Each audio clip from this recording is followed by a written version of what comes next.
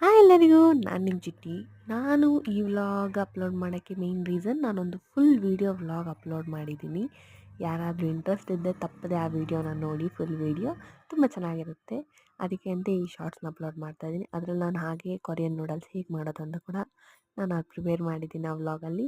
ನೋಡ್ತೀರಾ ಅನ್ಕೊತಾ ಇದ್ದೀನಿ. ಬಾಯ್ ಎಲ್ಲರಿಗೂ, ಟೇಕ್ ಕೇರ್.